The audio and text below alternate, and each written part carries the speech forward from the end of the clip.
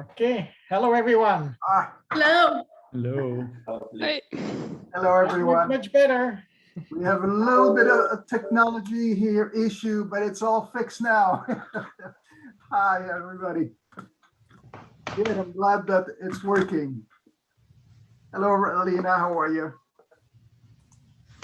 Yeah, hi. Hello, Ganter, how are you? Everything fine over there? Perfect, thank you. Yeah, beautiful. We had a beautiful day today, a little chilly, but very nice. How about down there? Oh, well, beautiful weather, huh? It's summer is coming, so we're all very happy here. Good evening, everybody else. Nice to meet you. First time we meet, unfortunately, by Zoom. So I hope we can meet in real life. Yes, soon we'll be Sure. we'll be meeting hopefully in July 21st around that time for National Day. We'll be hopefully meeting in person. Hello, Dirk. Hello, Christine. How are you? Hello.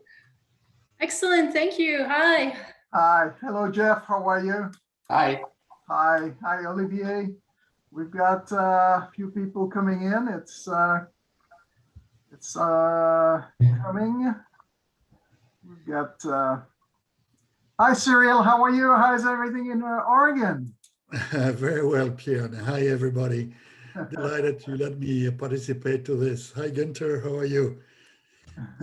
We had our own event tonight, so don't ask me too many hard questions. I'm just. How was the event?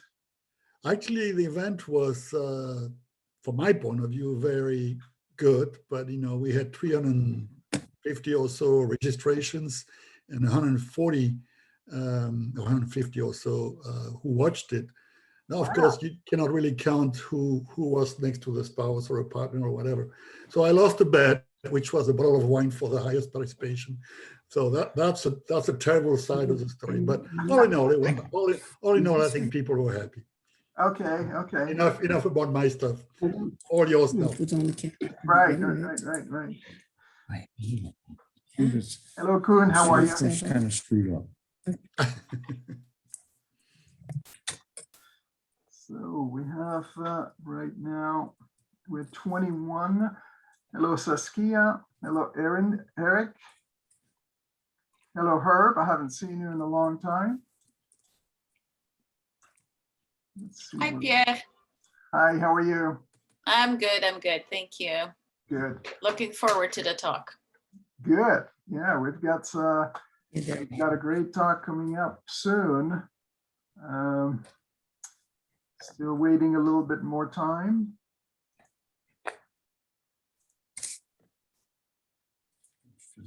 Yeah, Philippe. Philippe is the moderator, I think. Christine, I had a question for you. When did you move to San Francisco? So I moved to Stanford on December 2019. 2019. Okay. Welcome to the Bay Area. Yeah, thank you. Very excited to be here. Good, excellent. You're Why did muted. you decide to move to San Francisco? I mean, to the Bay Area. Any reason? Oh, for me? Yeah. Are we going to talk about this in the context now? Okay. No, I'm just curious. I know that you moved from Professionally, of course. Okay. You were not forced, huh? No, I was not. It was no, it's not too bad. It was not too bad. Okay. And do you know Jeff? No, actually, this is funny. We have to have this kind of events for me to meet my colleagues, my Belgian colleagues. So very excited. I'm sure that this is going to be followed up with some drinks, some beer somewhere.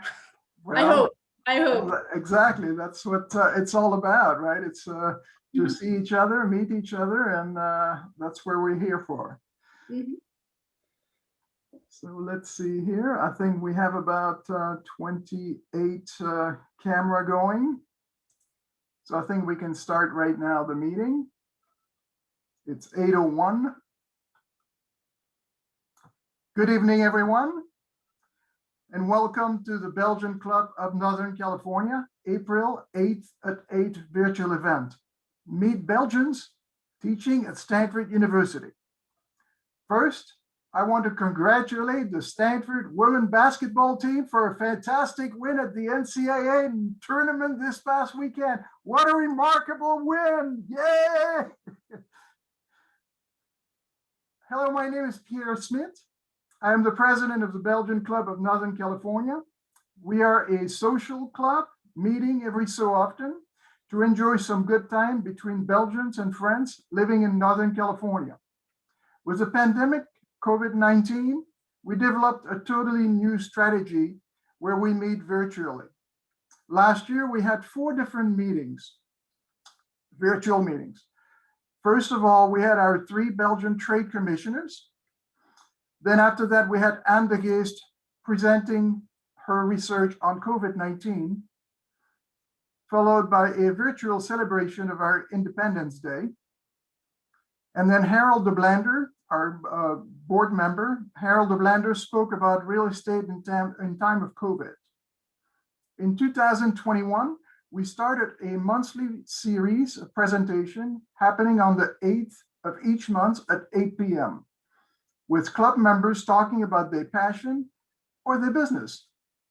In January, Doris Davis spoke about the Battle of the Bulge. In February, Tress Martins and Richard Calabote spoke about chocolate. In March, we had our famous entrepreneur Julien Penders present today, who spoke about his work on developing his company Bloom Life. And today, we have a prestigious panel representing the best of highest education with 5 Belgians teaching at Stanford University. As we all know, Stanford is one of the top universities worldwide. And our Belgian king, Philippe, graduated from Stanford University in 1985 with an MA degree in political sciences. Before going into this program, we want to acknowledge our Consul General in Los Angeles, Ambassador Gunther Sluwagen, Consul Honorary of San Francisco, Nathalie Delrue, Consul Honorary in Portland, Oregon, Cyril Michel. We have Martin Petermans from Amici Lovaniensis. And we have Jean-Baptiste Piron from Belgian Business Club, Los Angeles. Note that this event is being recorded. And during this event, we ask you to remain muted. The chat area will be the area where you can type in your question, and Philippe will be reading the questions later on. And now let's start the program. We have with us Christophe Crombez, teaches Introduction to European Studies and also the future of the EU. In addition, Christophe is a professor of political economy at Catholic University of Leuven. We have Christophe Jacobs Wagner, who is a Dennis Cunningham professor in the Department of Biology and the ChemH Institute. She also has her own Jacob Wagner Research Lab at Stanford. We have with us Jeff Kyers, who is professor of geological sciences and of energy resources engineering. We have Olivier Gevaerts, who is assistant professor of medicine, biomedical informatics research, and assistant professor of biomedical data sciences. And we have Alexandra Konings, who is an eco-hydrologist and an assistant professor of Earth System Science. The moderator for this event is our board member, Philippe Jansen, Senior Technical Solution Manager at TSMC North America. So now we know all the participants. We would like to welcome now Philippe in the platform. He will take over. Thank you for being here with us. Okay. Pierre, thank you very much for the nice introduction. Good evening, everyone. And it is really an honor to moderate this panel. So as you're not here to listen to me, so let me start. So I was proposing to have a 40 minutes of prepared Q&A with the professors. And then after that, there will be time for you to ask your questions. And then there will be some conclusion by our consuls and consul general and also by Pierre. Okay, Thank you very much. So let me start with Jeff. Jeff, could you please introduce yourself? So you are, as we just heard, right? You're professor of geological sciences at this moment. So explain how you got there. Yeah, thanks, Philippe, and thanks for inviting me. Yeah, I think I'm the oldest here, and I've been at Stanford for 24 years, since '97. I think my route was haphazard and unpredictable, like the things that I'm trying to predict, which is I got my PhD in mining engineering in Leuven, and then I sort of didn't want to go work, so I could do the postdoc with the National Science Foundation in Belgium. I was sent on a mobility grant, and then I got here and the weather was really nice and pleasant, and everything, the campus smelled enormously good, and they had great pools, and I know Christophe and we go swim sometimes there. So I got hired a year later, and the rest is history. So yeah, that's just kind of how I got there. I think I followed my passion in the end, and my passion is research, and particularly research related to the natural world and natural resources. In combination with engineering, we get a really good engineering education in Belgium, and I was very lucky to get that. So I think that's how I got here. That's great. Really interesting to hear that. So, Christine, you also have a very interesting story. Could you tell me a little bit more about how you got here? Yes. So, hi everybody. Really a pleasure to meet this community. So I got my master's degree at the University of Liège in Belgium in biochemistry. And so this is a 5 years program. And at the time it was a 5 years program. So the last year is actually entirely research. And I decided to do an internship in the United States. So that's the first time I came to the US. It was at Washington University in St. Louis, and it was really fabulous. And so for my PhD, which ultimately I got in Belgium, again at the University of Liège, so it was a Belgium degree. However, out of 5 years, I was only 1 year in Belgium. And so I was really highly unusual PhD, very much a traveling student. I went to 4 different countries, 5 different labs. So 1 year in Belgium, I was a little bit of time in France. I spent 1 year again at Washington University in St. Louis, spent some time at Tufts University in Boston, and then spent the last 2 years at the Karolinska Institute in Sweden. So after this very much traveling period, I got my PhD, went to Stanford actually for my postdoc, and spent 4 years, and then I was recruited as an assistant professor at Yale University. And so I spent 19 years there at Yale University, was very happy here. And then I got a phone call from Stanford. They recruited me, and I've been at Stanford since 2019, December 2019. So just in time for the pandemic. And 3 months later, my lab shut down, just like the rest of Stanford. And we've been here since. That is really great. Thank you. What a story. What an amazing story. Thank you very much for sharing that. So, Christophe, you are already very well known by the whole club. We had the pleasure to enjoy your presentation and lectures at the occasion of the Belgian elections, the European elections, and so. But still, I would like to hear from you. Please refresh our mind. How did your career go? How did you end up came to Stanford? All right. Well, good evening, everybody, and thanks, Philippe and Pierre, for the introductions. So yeah, I got here as a student, actually. I first came here to do my PhD. I had studied economics in Leuven, and then in 1989, so a very long time ago, I came here to do my PhD in political economy. I'm very happy, by the way, that some of the people who are here today I met very shortly after I arrived here, Lena, Rita, and some other people. So I'm also very happy that Jeff thinks that he's the oldest, or pretends to think at least that he is the oldest. I know for a fact that I'm a couple of years older than he is. which I'm not necessarily proud of. So, but anyway, I came here to do my PhD, and for me, of course, I mean, to a large extent, I stayed here, or at least I spent a good part of the year here, because I really like the academic environment. But as Jeff was also saying, I also sort of fell in love with the environment, basically. And I think for me, if I sort of look at me personally and how it affected me, I came here when I was 21 years old, and I grew up in Leuven, and basically that meant that I had never lived on my own. I lived with my parents throughout my undergraduate years. Then I came here to do my PhD, and it was sort of like I had been thrown into, I mean, I was on my own for the first time, and the environment was nice, the swimming pool was great. And for me, Stanford and California is still to a large extent represents freedom. So I think that is something that I will carry with me for the rest of my life. So anyway, I did my PhD here.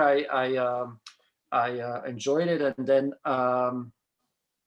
some people that who had been my professors when I was a student in Leuven as an undergrad, they wanted me to come back, and I was a very naive 26-year-old boy then. And I thought, okay, fine, I will take this job as an assistant professor in Leuven. So I spent 5 years in Leuven then, but I was not terribly happy there for a number of reasons, both professionally and also because I had a hard time adjusting as a person to a sort of a new environment that is, as most of you also know, less dynamic, maybe a little bit more negative and pessimistic and so on. So after 5 years in Leuven and never having been away from Stanford, I have to admit, for more than a few months, during that time, I got to take a sabbatical. At that time, there were no sabbaticals at University of Leuven. So I sort of arranged it that I could take a sabbatical. And then they wanted somebody to teach European politics. And so that's how I ended up staying. And then in order to make that possible, I resigned part-time from my position that I had in Leuven, which is something that very few people do when they get a tenured position in Leuven. So I did, and so I've been here now for 22 years. It's been 22 years that I've been teaching here. I work at the Institute for International Studies, the Freeman Spogli Institute, and I teach in the International Relations program. And I still teach in Belgium and Leuven also in the fall. So I usually go to Belgium in the fall. Yes, amazing. And yeah, glad to have you here, right? So then, Olivier, you know, I know you rather well, right? I know also about your impressive career, but please tell us, you know, how you got at Stanford. So I did all my studies also in Belgium. I studied industrial engineering in electronics and computer science in Ghent at a university college that has now been subsumed by the University of Leuven.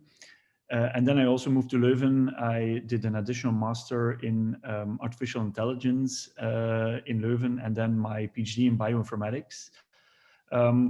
And actually, during my studies in Ghent, I had also done an Erasmus program in Germany, and I really liked living abroad and this experience of living somewhere else and getting to know people. And after my PhD, I also had the feeling like I need to go somewhere else. So I applied for programs such as the Belgian American Educational Foundation and other grants and Fulbright, and then thanks to these fellowships, I was able to come to Stanford in January 2010, and essentially have been at Stanford since then, first as a postdoc and as a staff researcher, and then I started my own research lab about 6 years ago, and focusing really on the use of artificial intelligence in medicine. That's excellent. Thank you. Thank you very much. And then, Alexandra, you also have a pretty amazing story, a little bit different than others. So we really would like to hear from you. So how did you came to Stanford? All right, well, I think I'm the only one here who didn't get at least some post-secondary degrees in Belgium. So I grew up in Belgium near Antwerp, but when I was 12, my parents moved from Belgium to New Jersey for my dad's job at the time. He was working in the pharmaceutical industry, and then in fact, we ended up in high school in New Jersey in a community of Belgians abroad, I think much like this group here, of all the Belgians who had moved to central New Jersey for various reasons. So I went to high school in New Jersey, a little bit troubled. I was feeling as a teenager a little lost about what my identity should be as a Belgian in the US and so on. And then when I was applying for college, I think was really kind of a breaking point for me, a decisive point for me. I definitely considered going back to study in Leuven or in Ghent. But I said, okay, well, there's so many, top universities in the world in the US. I was already interested in science and engineering. So when I got admitted to MIT for college, I said, okay, well, I can't pass up this opportunity academically. And I think that set me on the path to staying in the US ever since. So I studied environmental engineering at MIT, where I think I really started to fall in love with sort of working with satellite data and using satellites for the environment and for studying the environment, which is still what I do today. And so I got my PhD at MIT, and then worked around at a couple different, I got my college degree at MIT, then went to Duke, got a PhD at MIT because I really liked Boston. And then after a couple postdocs, ended up as an assistant professor at Stanford, where I have been for 5 years now. So. Thank you very much. Very impressive. So also some questions that I heard, from our community is how can you compare, right, either teaching in Belgium or, following courses in Belgium, and how is the teaching at Stanford? I understood it is quite different, and maybe I would like Christine, can you give a first element on that from your point of view? Me, Philippe, did you say yes. me? Oh, okay, thank you. Yes, so since I've been at Stanford since December 2019, I've only taught graduate students so far, but not undergrads. But I have taught undergraduate students for 19 years at Yale University, and I never taught in Belgium since I came. I never worked in Belgium except as a graduate student. But yes, I think that it is extremely different. So I am a microbiologist, and this is what I teach. I teach microbiology. And it means that, at least at Yale, and I think it's going to be the same also here at Stanford, when I'm going to teach here, is that our students are primarily pre-med, which means that, first of all, they are amazing students at Yale University. I'm sure it's the same here at Stanford, but they were primarily pre-med, which means that they are obsessed about grades, which I didn't sense that this was really the case when I was a Belgium student. And because they're obsessed about grades, well, it's good and bad. And the good from a professor standpoint is that they're extremely motivated and they're listening to you because they want to do well. The bad is that maybe sometimes they complain quite a bit, if they don't get the grade that they want. But the other difference, at least at Yale, and I'm curious to see how it's going to hear from my colleague about what it is at Stanford, is that in Belgium, at least my degree at my time, it was very structured and very specialized. So, I went into sciences, I started with biology and then got a degree in biochemistry, but you had you had math, physics, chemistry, biology, it was extremely specialized. Whereas here they get some kind of general education, even during, the undergraduate studies, which I think is a very different experience. It's also, my experience in Belgium was that it was very structured. So, you start with the basis, you start with physics, and then you finish, by studying neurobiology. Whereas, here, the United States, at least at Yale, some students start with really advanced studies and then finish by, with neurobiology and then finish with physics because it's less structure. So in that context, I thought it was very different. Okay, And very I good. look forward to Christoph, what is your experience? Well, I would say I don't disagree with anything that that Christine just said. So I very much think that that what she just recounted is very accurate. I would say also, of course, I would just add a few things to that. And I would say that, of course, universities like Stanford or Yale are a lot richer than KU Leuven is. So one of the consequences of that is that students are a lot more pampered, I would say, and classes in general are a lot smaller. So of course there are some classes for large groups as well, but then usually there are a lot of TA sessions and so on. But most classes are for relatively small groups.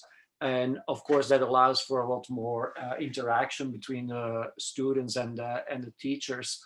I would say another thing that I find is a big difference is that it's maybe not so much related to the universities or so, but sort of to differences between American and an American sort of upbringing and mentality and a European or Belgian one.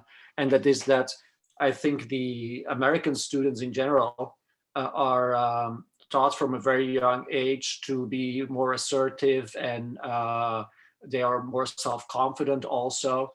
And one of the consequences of that is that they participate a lot more in class. They have an opinion on anything, on basically any topic that you can think of.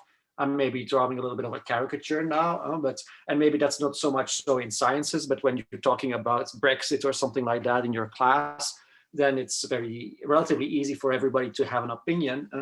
And American kids have been taught from primary school or even in kindergarten to work on projects and present projects and so on. So they're very good at that and very self-confident on average as well.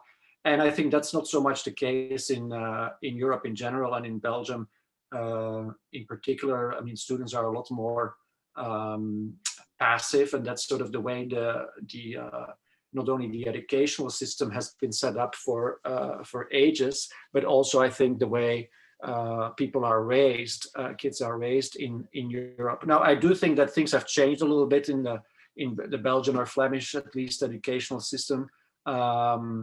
I do think that there's a lot more participation now from students in classes. So it's also often required, something that was hardly the case at all in the 1980s when I was a student in Belgium. Maybe there were a couple of classes where you were supposed to be active.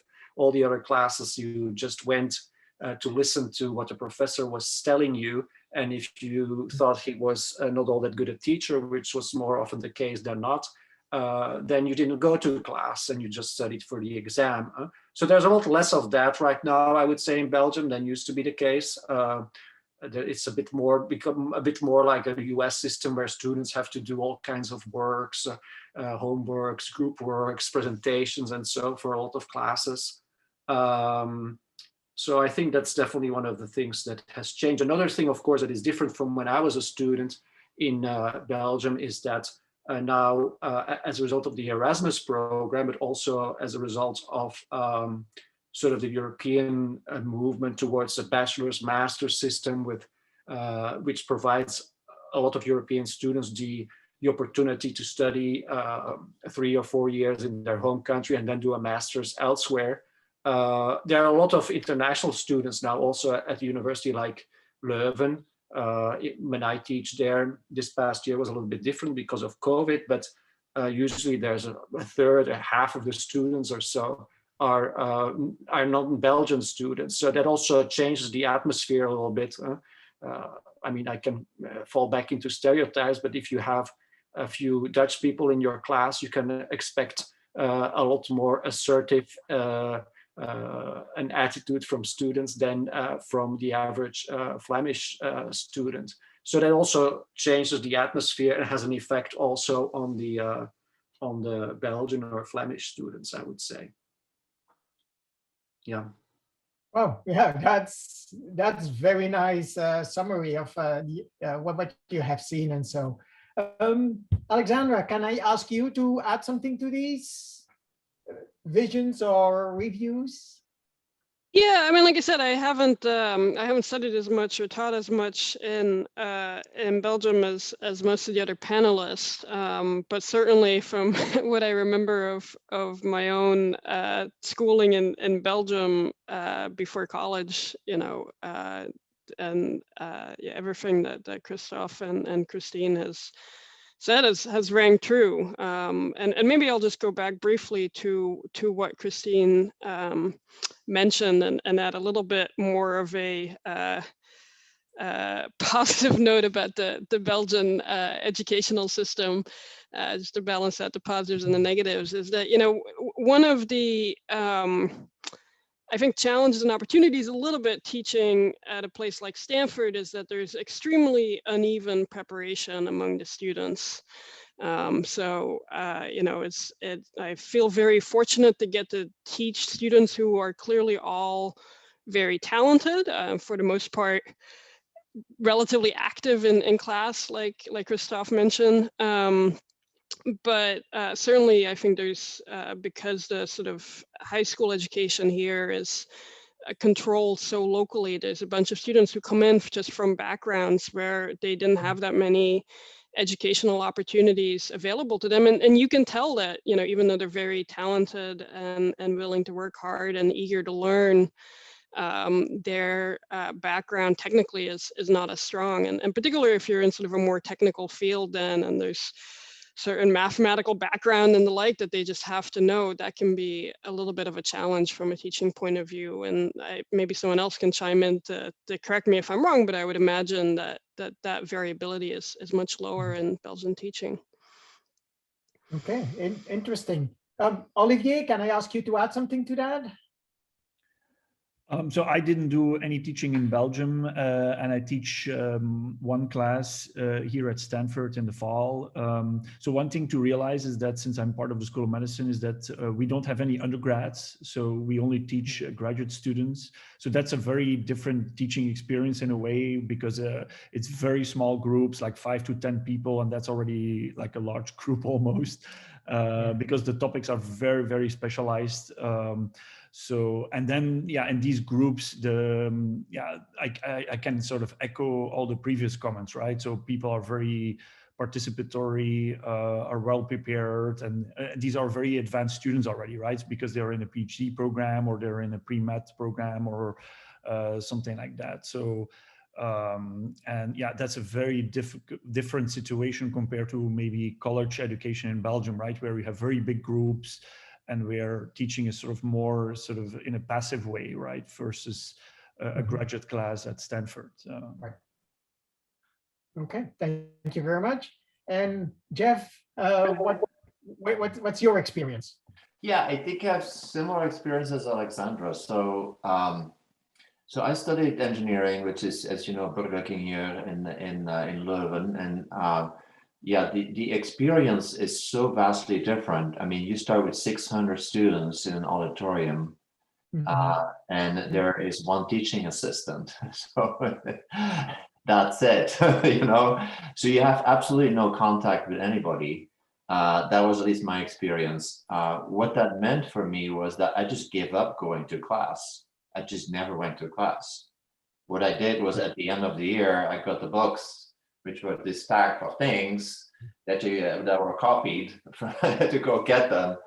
And then I just studied that. And in America, they call that, in the US, they call it the bucket system, right? Either the bucket in with the knowledge, and then the next month, the bucket is back out, because then you're going on vacation. And that's this kind of bucket system, I think, is still going on.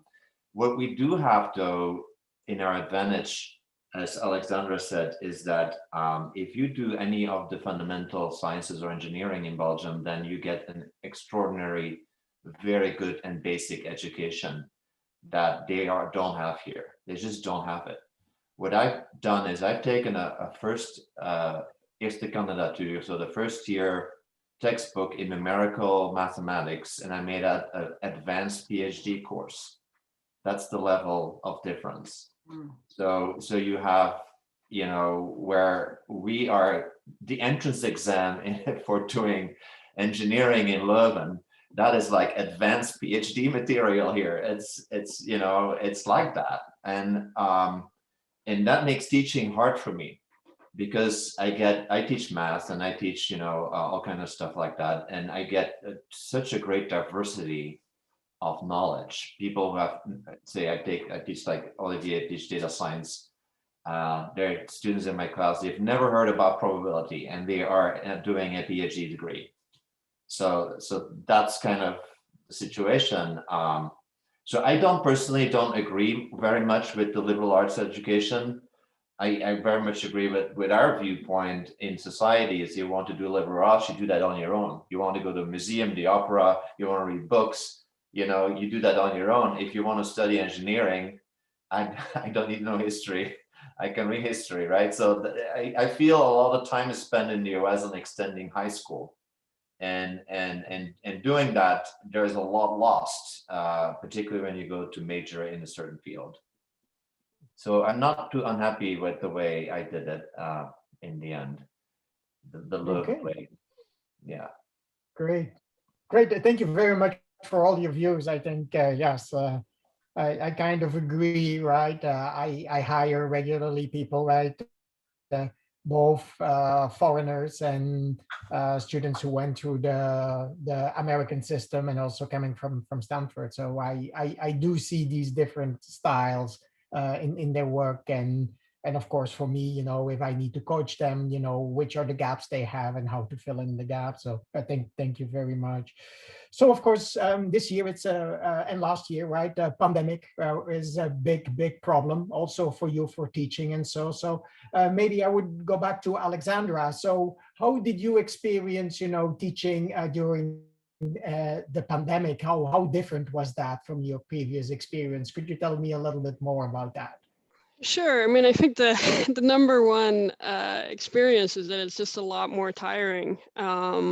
It's you know, I think many of you who are in online meetings all day in the pandemic have probably heard or experienced how much being in front of a screen all day is so much more tiring than having the exact same meeting in person. And the whole problem is just completely magnified when you're teaching, and especially since a lot of students might not have their cameras on. So you're sort of looking for a little bit of feedback from the class. Usually in person, there's at least somebody's eye you can sort of meet to see if anything that you're saying makes sense whatsoever. And so that's a lot harder to do. You know, you spend more time preparing if you don't have a whiteboard, but instead have to do things over the screen. I think one way it's been a positive for me is that I think it sort of forced me to become a better teacher. One of the side effects of Zoom teaching, I think, being more difficult and more tiring is that you can just cover less material in a given hour than you can in person. And even though I'm all for, you know, enabling lots of learning and covering lots of material, maybe not quite bucket style like what Jeff said, but with you know, certainly high enough standards. You know, one of the things that I've really learned from this Zoom is that, you know, really slowing down a bit and covering your material more clearly can actually lead to more student learning at the end. You know, you can say, hey, I'm going to only cover 3/4 of the material, but students will learn 90% of it instead of only half of it. Well, then they've learned more. And so in that respect, being forced to sort of rethink everything and figure out what material to cut, because even in the best scenario, I couldn't teach as much over Zoom as I could in person, I think has, you know, forced me to do a better job in my course design overall. Okay. Yeah, sure. Makes a very good point. Christine, what is your experience? Well, very much what Alexandra said. I mean, it is, you know, when you teach, it's a little bit like you are an actor, you're doing a performance. So you're really feeling on your audience. And that's really what I miss the most, is that, you know, really, like Christophe was saying, is having those interactions with the students. And we basically, I think it's really a two-way thing, and we're losing a lot of that. And so it is exceedingly difficult. And also even when we had a class that is interactive and very few students, the students, everybody's super polite. And so, and you know, like how we can interrupt each other when we're in person, but it's very difficult to do, you know, like in Zoom. So there is a lot of awkwardness. There is a lot of awkward silences. However, I do think that that we are learning a lot from this experience, and I think that there's going to be a lot of lessons that we're going to implement in the future, and I suspect that there's going to be a lot more of this kind of teaching in the future, even after, you know, when things are good, because the good thing is that it makes it more accessible to many people who are not necessarily there, you know, like, and this is true also for conferences. I think it's an equalizer in many ways. You know, it's going to give access to people that might be at different sites. So I think that there is a lot of positive, and like Alexander was saying, you know, like humans are really good at adapting, and we are adapting our teaching, you know, like to trying to do a better job. But definitely, I hate it. If I'm honest, I really hate it. Okay, all right, that's at least honest, right? Jeff, what are your views about it? Yeah, I hate it too. There's nothing good about it. You know, I agree with Alexandra. It made me over prepare. I mean, I've been teaching some of these classes for a very long time, and I still had to over prepare, right? So like I teach computer code and stuff. So you have to make Jupyter notebooks, and everything has to be over prepared. But it's really challenging for students, and I think that has been underestimated. If you are a student in Belgium, you can go live with your parents. If you're an international student at Stanford, you are nowhere. So you go nowhere. You are on your own. You are sitting alone in those dorms by yourself, month after month after month, trying to concentrate, and it doesn't work. So there are students, many students just stop with the classes, and I've had sort of conversations with students. They said, well, I stopped taking classes because I can't concentrate. And so while for us it's, you know, it's okay, it's been a nightmare for a lot of students, in particular international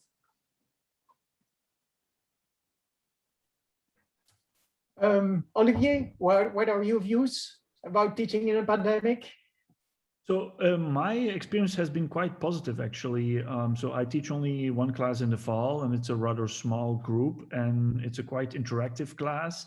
And actually, the class went really well last fall, and I essentially make sure that there's enough moments of interaction between myself and the students. Plus, I use this reverse classroom concept where essentially the students also do a part of the teaching to make sure that there's enough participation. And also in terms of logistics, it's just a little bit easier for students to present materials in a digital environment versus in a classroom. Of course, this is completely related to the topic, right? So the topic that I teach, which is machine learning, really leans itself to that. And then the other thing that was sort of an advantage is now I was also able to have sort of like guest speakers in our class, which we took advantage of. And they didn't have to be on campus; they could be anywhere in the world, right? So we were able to get some really good scientists present some good lectures in the class. So I think that's something that probably will stay in the future, even when we go back to campus and when we're teaching in person. There will be more opportunities to have sort of additional input from scientists around the world in a classroom. Yeah, very interesting. Yes, and Christophe? I agree. Actually, I had a very similar experiences to Olivier also. I have a lot of colleagues who hate teaching on Zoom, but I actually didn't mind too much. Maybe it is because of the type of classes that I teach. Like my classes here are electives and they're capped. The number of students is capped at 25. So, and I mean, there are discussion sessions basically about politics and all kinds of other issues, a bit of what economics and stuff like that. So, I mean, if you have 25 students in your class, you can you tell them you have to have your camera on. You can basically have a discussion like we're having now. You see everybody, and I haven't found it to be too difficult. I've done a bit more effort to connect to the students and sort of chat with them about all kinds of things before the class actually starts. And I think that has worked. In Leuven, it's been a little bit different because the class I teach there is for a larger group. And when you have 100 or so or more students in your class, then you very quickly end up in a situation where hardly anybody participates in class anymore if it's on Zoom. At least that's been my experience. You have 5 people who turn on their camera and the others do not. Then you're basically talking to a wall. But it has had some advantages, like Christine was also saying. To some extent, it has forced me to structure my class a little bit better. So I think that is what happened with my class in Leuven. I was speaking most of the time. I was just speaking myself. More so than I usually do, and I think that's probably improved my class there a little bit. The other thing is, though, that after a year, basically I've been teaching in this very seat for the past 13 months. Whether I was teaching in Leuven or in Stanford, I was sitting right here looking at this very screen. After a year, I sort of have enough of it. So I think it will be nice to go back to a classroom and actually meet students. And I do think that this, to some extent, these Zoom sessions will stay with us for a number of reasons, like Olivier was saying, to have guest speakers. I mean, it wasn't all that common to have guest speakers through Zoom or something before the pandemic. Or, I mean, if you go to a conference or something like that and you do happen not to be in town, in the past, basically most people, like I myself, had to postpone or move their class or something like that. And I think now it will be a lot easier to just have a Zoom session 1 week or something, rather than postpone a class or whatever. Okay, very good. So I think we arrived at the end of the prepared questions and so, and I see that quite a number of questions have been coming in here on my chat. So I get a first question for Christophe. How do you adjust your teaching style for Stanford versus the Leuven students? Is there a difference in your style, or which aspect of teaching would that be most obvious? I actually would say that I don't change my teaching style all that much. I know there are other people who say, oh, I do it totally differently when I teach in Europe rather than here, or I do it totally differently when I teach for graduate students and for undergrads. I don't think I changed my style all that much. It is a little bit different. My class in Leuven is different, but there's a number of aspects that are different. Not only is it in Europe, but it's also a larger group and so on. So there's less participation as a result of that. But personally, I don't change my style of teaching all that much. I would say I do an effort also in Leuven to have interaction with the students, to have them work during the term rather than just focus on the exam. So they do have to do presentations and stuff like that and do a group project. So I would say my style is not that different. Okay. No, it's good to know. Yeah, that's good. I have a next question.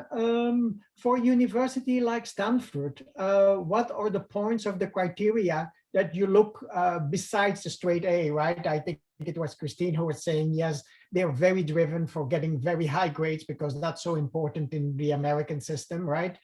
In order to get accepted in an undergrad degree or a graduate degree. This is a question open to anyone on the panel. So does somebody want to take this question? Well, the points. Go ahead.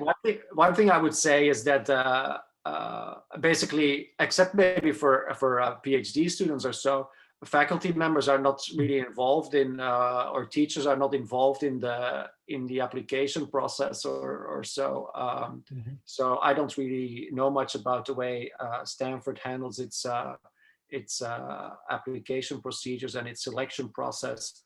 I do know that that basically Stanford, and I think any good American school, looks for a lot more than grades, and they look at extracurricular activities, and the result of that is that if you read the CV, the resume of an average student, you would think that they have solved all world problems while they were in kindergarten. I'm exaggerating a little bit, but that is at least the conclusion that you could draw from reading an average American CV, I would say. I'm exaggerating and making fun of the situation, but it's a little bit like that. Okay. And anybody else care to answer? Yes, Christine? So when I mentioned about the straight A's, so I was really talking about pre-meds, and pre-meds are really a special type of students. And so that is because if you want to go to the best medical school, you need to have really high grades. That's why they're really obsessed about it. Graduate school is a little bit different. And in fact, as Christophe was saying, we are very much involved in the admission of graduate students. And for graduate students of Stanford, we actually try to pay less attention to grades, because we understand that it really disfavor people from underrepresented groups. So we're very careful about this. So, but we really look about the research experience. We look at what they've done. We look at the letter of recommendation from the mentor. And we do consider also if they're from a underrepresented group, and we're very interested in those. So it's very different depending on the type of students. Now, at the undergraduate level, I suspect that it's also the same. I mean, it's not only students that have done really well, but it's also students that are accomplished in some other ways. And so I think that they're really looking at the package. But like Christophe was saying, we are not as involved in the undergraduate admission. Okay, thank you very much. Okay, Jeff? Yeah, my experience has been that there's absolutely no correlation between grades and creativity in research. I just don't look at the grades. I can speak from my own experience. I was just an average student in Leuven. I just partied too hard and I drank all the beers at the countesses, and that was for me more important in those days. Yeah. And what you're looking for in a PhD student is not grades, and actually you're looking for the exact opposite, almost, right? Is you're looking for somebody who's curious and wants to be creative and doesn't want to do the homeworks because they're boring or they're not interesting. Or wants to do the homework, but then takes like a question way, does start doing research on it. Those are the kind of students you want, because those are like the talent that's come out to be creative. And if you're in graduate research, you're looking for creativity in the first place, and curiosity, and not how well you can do a homework. Stanford is also probably going to eliminate the test scores. Right, so the GRE scores and all that, because they are absolutely not correlated with success. For example, the GRE score, men score better than women. Black people score a whole lot less than white people. It doesn't make any sense, right? So in grading and in scoring, there's a lot of biases that are involved that have to do with how well are you prepared, how well are your parents willing to pay for your preparation and whatnot. So that is really determining grades, not necessarily someone creativity. Okay, so I see we still have some time for some more question, also for the whole panel here. The accessibility to college level education is very different between Belgium and the US, right? And we see already in the price about €1,000 in Belgium, which is largely subsidized, and $4,000 and more at the prestigious university like Stanford. I'm a parent of young kids, right? Should I be saving to offer my kids a college education in the US, or plan to send them back to Belgium to give them access to affordable college education? Could you comment on that, or what's your view on that? And who wants to take such kind of a question or give perspective? We are not here to give an answer, I understand that, but maybe give perspective. Christine, thank you very much. I just want to say that if those kids have lived all their life in California, they should definitely go to Belgium and, and learn from a different experience. I mean, what you've heard from all the panelists is that we have traveled, we've been to other places, and that has really enriched us, not just from an educational standpoint, but from a personal standpoint. And so by all means, and I think that, you know, the Belgium system is fantastic, right? And very affordable and certainly very high quality, as you heard from Alexandra and others. So, and then we have fantastic professors teaching at Leuven, as we've heard. So by all means. But in the same time, I would say that being an undergrad at some universities, so I'm most familiar with Yale University, but Stanford is absolutely fabulous too. That is also an amazing experience. So I don't think that you can go wrong, except from a financial standpoint. Yes. Great. Thank you very much for your view. Jeff? Yeah, I think for undergraduate education, what you buy in the United States is the brand. You buy the brand of the university. That's what you buy and you pay for. So I wrote in the chat that 80% of undergraduate students are funded by the university, because most of those students are from parents earning less than $120,000 per year.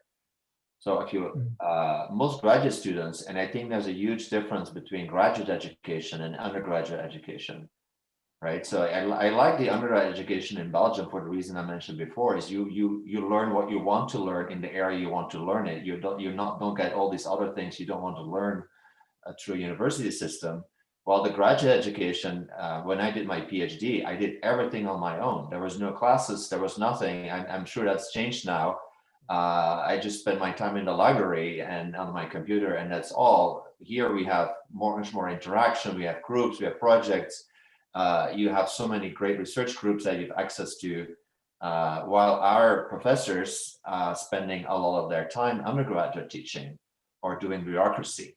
Right, that is a common complaint coming out of Europe, is that that's going on a lot. While we are certainly given the time and the opportunity to think a lot about our education and how we teach and how we would do it on our own. We're not pushed into any corners of doing anything. So in that sense, I think there's a big difference between undergraduate and graduate education. Christophe, I see you wanted to add something. No, well, I agree with what has been said, and what Jeff says is very much true. I usually tell people, I think there's a difference at the graduate school level. There's been improvements made for structuring doctoral programs and so on in Europe, but I think as far as graduate studies are concerned, you're definitely still better off here in the US. For undergraduate education, I think it's very good in Leuven or in other good schools in Belgium or in Europe. The difference is, the experience, as Christine said, and then as Jeff was saying, in the US, you buy the brand name, you buy a network, basically. That is what you don't necessarily get when you graduate from Leuven or Ghent or so. Yeah. Okay, very good. And I see one last question from our president, Pierre. So Pierre, I would leave you to ask the last question, and then you can go on the closing of this ask session. I just wanted to know if... Pierre, we cannot hear you. Sorry. Okay, you're fine now. Okay. I just wanted to know if any of you professors are planning on going back to Belgium to teach over there what you have learned here. They don't pay good.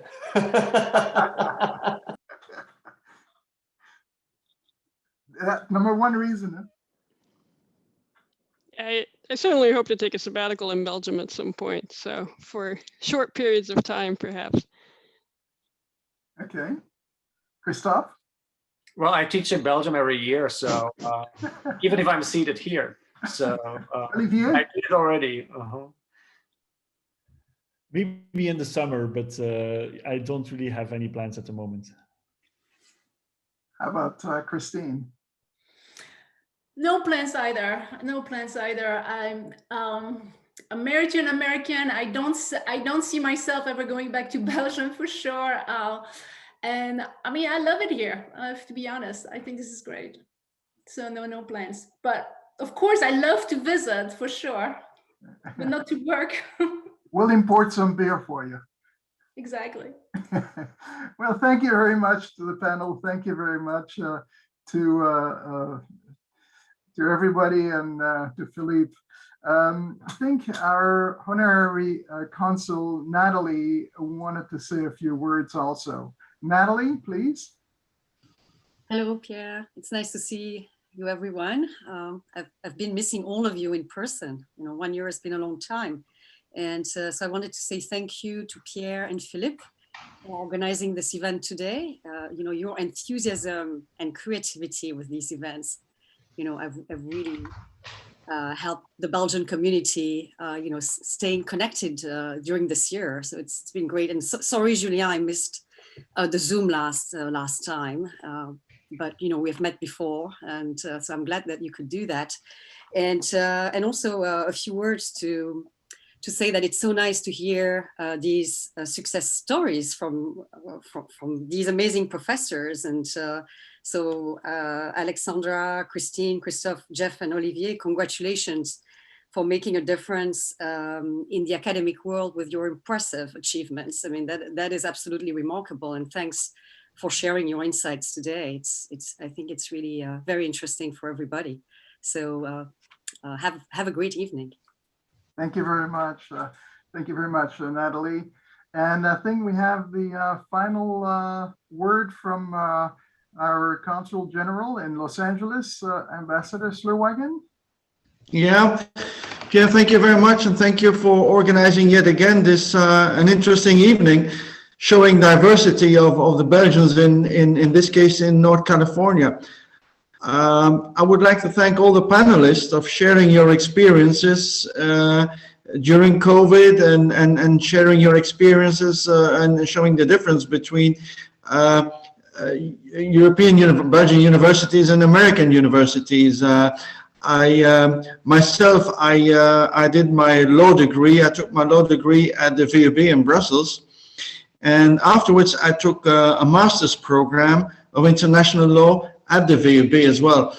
But the students were completely different. The law degree was all Belgian students, Dutch speaking. But then we, in the master's program, we had a lot of international students, but a lot of Americans. And that was an eye-opener to me. And, the professor was teaching, and then the American student would challenge the professor. So we Belgians, there were a few Belgians, we were surprised like that this could happen. But then again, we had a lot of students from Asia, Singapore, and they were shocked. So it goes to show there's still a different level there as well. Anyway, I'm very pleased to see that so many of you are teaching in Stanford. So there's a very nice diversity there as well. I must say, we haven't had a chance to meet. I've been here for 2 years now, and because of this COVID, we couldn't meet in person. But I attach a lot of interest in academic cooperation between Belgium and the US, or Belgium and California, or Belgium and specific American universities. Be it student exchange or whatever academic cooperation they could be. So my request to you is, if you have ideas, if you have suggestions for projects, initiatives to broaden our cooperation, to reinforce our cooperation, please share that with us. In Europe, in Belgium, we have good universities. We have certain advantages. We have the Erasmus program as well. And things are changing as well in Europe. I don't know if you saw the decision of the French president to close the ENA, the École Nationale d'Administration, because it was too much an elite school. So they're also going for diversification of universities. I think we have in Europe, we have some things to offer on academic level. So we are very happy to share that with the American universities and the students. Tonight, Martine Bolsens is with us. I'm sure you all know her. We are working very close with her. And we, as a Consulate General, we're working closely with our regions. By the way, tonight we also have Ralph Moreau with us, who is the new or the new representative of FIT just arrived in Palo Alto together with Winston here. Ralph, good evening to you. Thanks for joining us here. So thank you very much for this evening, Pierre. I'm looking forward to meet with all of you panelists and participants in person as soon as possible. I hope we don't have to wait until the middle of July. I hope it will be sooner, but thank you very much for your time tonight. Very interesting. And Pierre, looking forward to another evening together with you. Thank you very much. Thank you very much, Ambassador. I really appreciate your final word. And we need to thank our 5 professors for taking the time for this conversation with the Belgian community. And we want to thank everyone for joining us and for your questions. Now, please send us your comments because we do need them to be able to improve our future events. In terms of event, this year we've had the Warriors with the Battle of the Bulge in January. We've had the Chocolate Artisans with Tres Martins and Richard Calabote in February. In March, we had the entrepreneurs with Julien Penders, and today we had the professors. Now, next 8th at 8 for the May event will be about the artists, and in particular, the photographers. So we will have our board member, Fabienne Soa, who will be leading this group with Martin Calabote. And we are looking also for other photographers. So if you have a knowledge or if you are a photographer yourself, please talk with me and we will try to include you in the program, including Jean-Baptiste Piron. If you know somebody in the Los Angeles area, that would be very helpful. So for more information, we will be sending that to you soon. We are looking forward to having you join us then. But for now, we would like to wish you a good evening. And I will leave the door open, the room open for a few more minutes here, because I think that some people would like to interact with each other. But thank you very much, and you have a very good evening. Bye. Bye-bye now. Thank you, Pierre. Thank you, Pierre. Thank you. Thank you, Pierre. See you. Bye. Nice Bye-bye meeting you. now. See you Thank soon. you. Bye-bye. Yeah.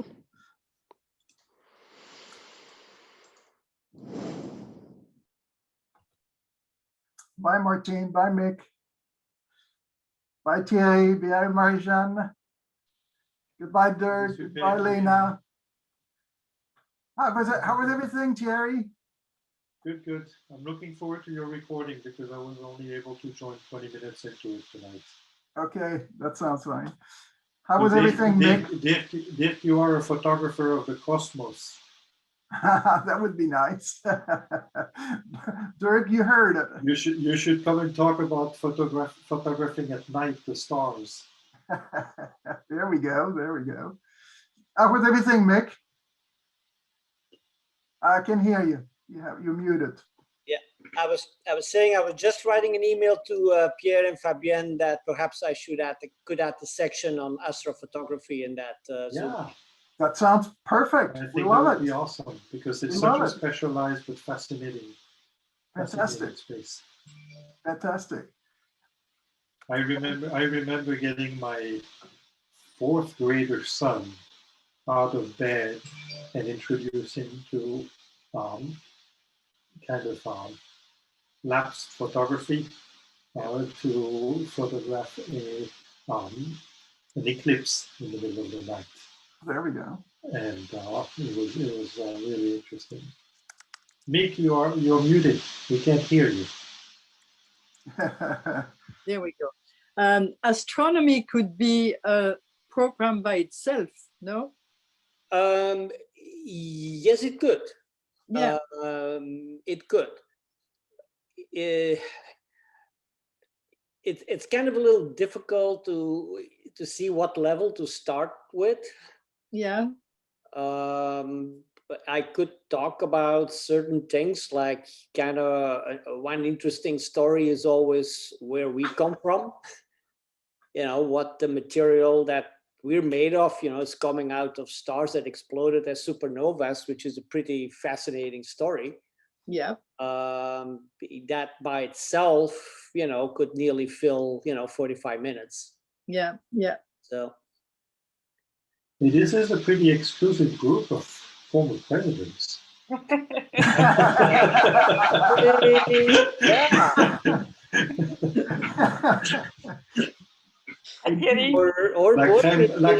crème de la crème.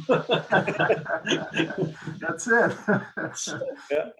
Hi, Lena. It's so great to see you. Nice seeing you. Yeah. Hi, Mick. Hello, hello. Hi. How are you? Fine. Yeah. Well, we hope to be able to meet in for July for the Independence Day. You think so? In person?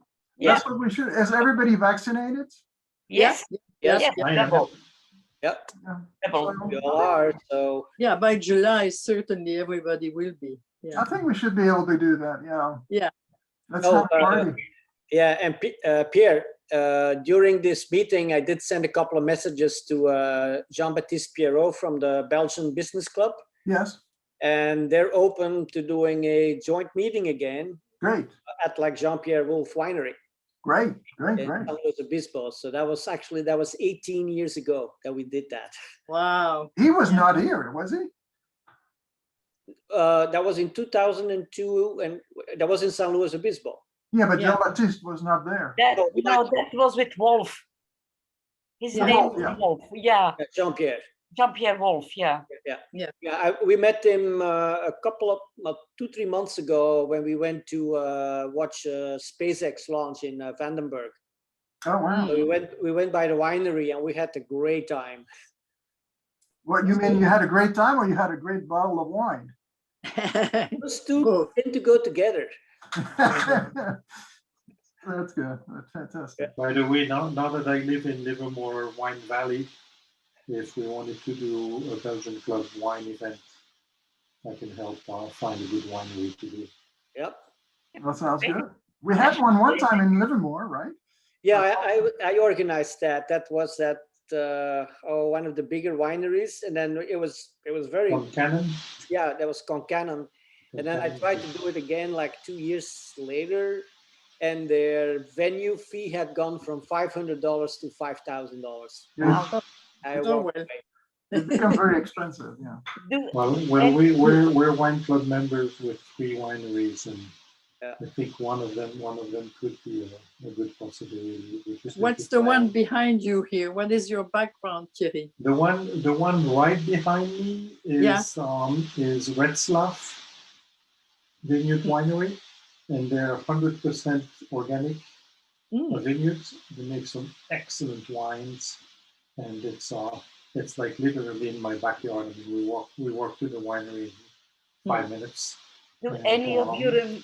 Sorry. And then the one, if you look above, actually, let me see if I point.